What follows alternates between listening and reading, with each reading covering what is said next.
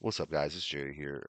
It's been a while since I've made YouTube content. Honestly, the first time on this channel. I'm just gonna be bringing a raid guide and meta methods for each raid.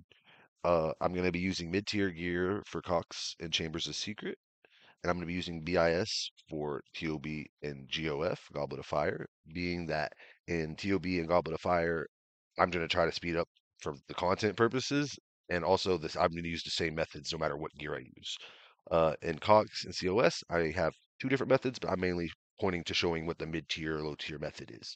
So I hope you guys enjoy and sit back, relax. Let's get it going.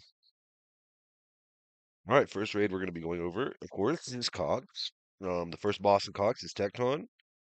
All right, Tecton is only you can only kill Tecton with melee, and the guide is simple.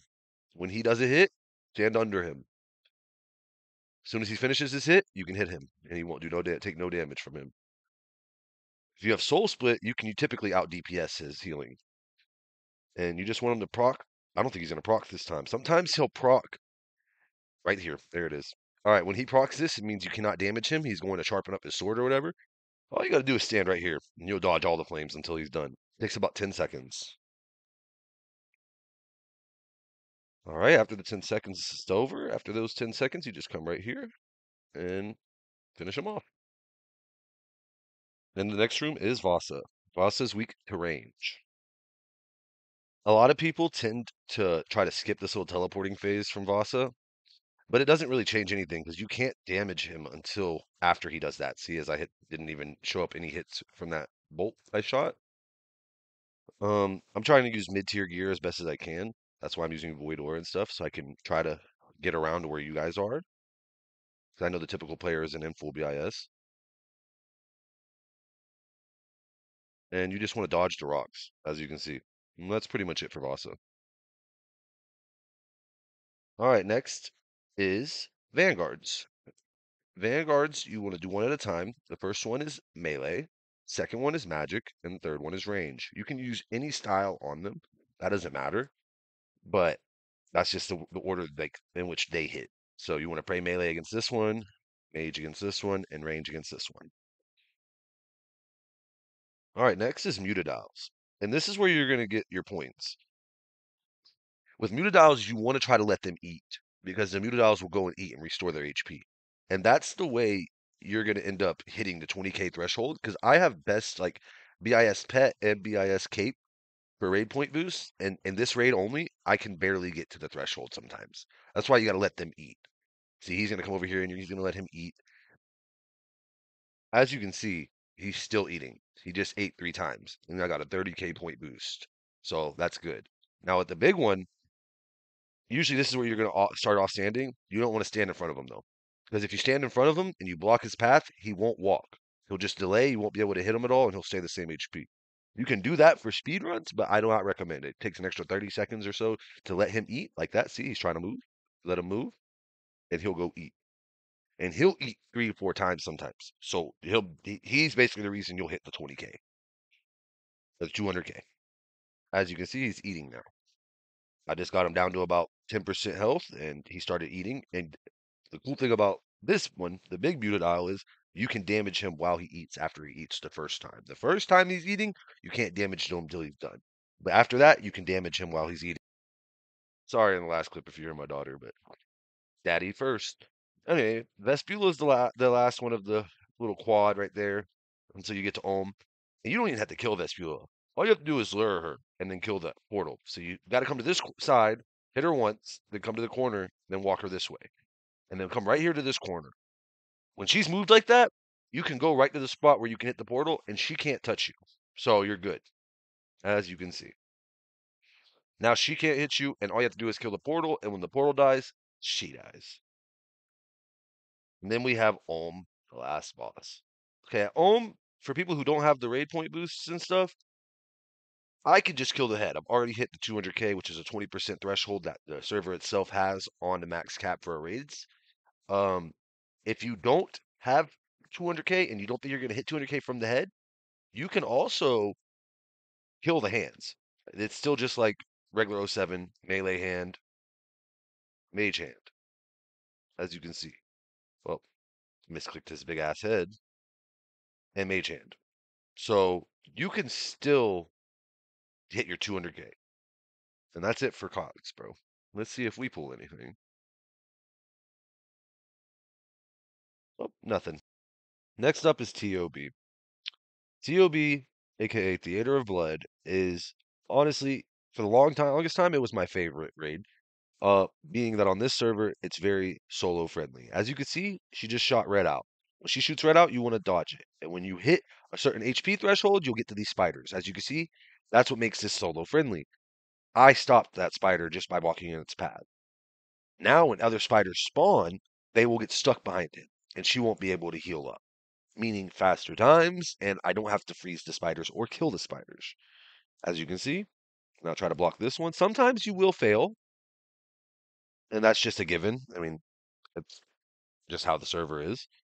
But as you can see on that side, I blocked their path. And now that it's spawned, try to block its path again, and I blocked it perfectly. Now you just want to finish her off and move on to the next boss. All right, the next boss is Bloat. And what makes Bloat nice on this server is there's always a set time he's going to stop moving and go to sleep. And that's anytime he hits a corner. So all you want to do is wait till he hits a corner and hit him. I believe it's about 9 hits you can get in before he moves. Once he starts waking up, run away, come to this corner, and try to dodge anything that falls. But typically, you're pretty good. They usually top fall around you. And he comes to this corner and he'll die this time. And you just want to repeat the process until he's dead. You usually won't take much damage.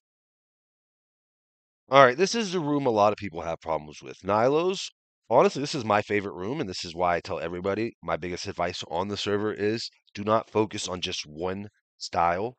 Always, prioritize one melee range or magic, but always keep your mage in range, or at least one of the two, kind of right next to it. You don't want them too far from each other because you're gonna need all three styles for most in-game shit.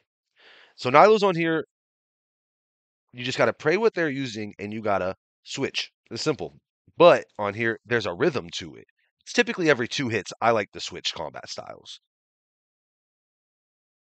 And it's very unforgiving. If you miss, you will get hit the damage you're dealing against him. So if I hit a 200 with range and it's on melee or mage, I'm going to get like right there, as you can see.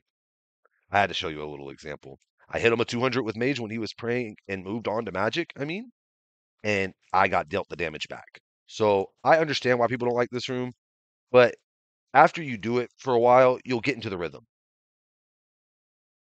And it's pretty simple, honestly. See, 1 hit, magic. 2 hits for magic. Wait about a tick. You can usually get 3, but I don't know. I notice when I get greedy, I die. So I usually just do 2. Wait a tick. Perfect. All right, Scotusek is really simple on here. You just gotta hit him. That's it. Pray mage. But after certain thresholds of HP, he'll launch a giant ball. Like he'll do a whole different animation where he shoots his head backwards, like way further. I'm gonna wait until it shows it. And all you want to do is dodge when he does that. And that's the whole mechanic of this boss. I'm gonna wait until it procs so y'all can see.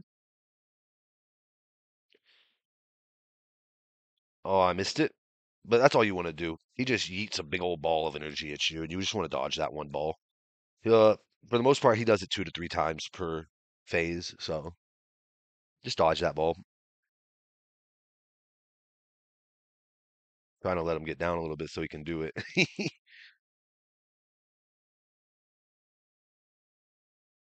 Right there. Just dodge that. All right. Next is Zarpus. Zarpus is simple too. You don't even have to pray against Zarp. All he does is shoot these at you. So my method is melee with him. I wait, let me get to the timing, like my timing down a little bit. All right. Hit, click, hit, click, hit, click. And you can do that the whole time and you'll take no damage. Zarpus is definitely, in my opinion, in this raid. Zarpus and Maiden are the two most laid back rooms. But this is definitely the most, in my opinion, the second most intensive, like where you have to pay attention. So click intensive, really understand what you're doing. Um, Next is, of course, stupid ass Verzik, the fat bitch.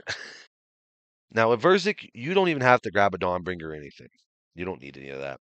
All you're doing with first phase, talk to her, start hitting her. After 3 hits, she'll do that little thing and shoot a blue ball. Just dodge the blue ball. That's all you have to do for her in this first phase. The best mechanic I've found for this is just hitting twice, and then when you're about to hit that third hit, she'll do it. So you can catch 3 hits and then move 2 steps away. Okay, second phase Verzik, another one that's kind of unforgiving if you miss, but it's a lot like Zarpus. You just want to hit her and move. You got to dodge those little green things because when the little green things will hit like 60s on you. Other than that, though, the little blue balls and stuff like that she shoots in this phase, they don't really do any damage. A mechanic I have found is just literally hit, walk out, hit, walk out. You only have to worry about the spiders. Let them do their little healing. You don't have to kill them. Only 8 health.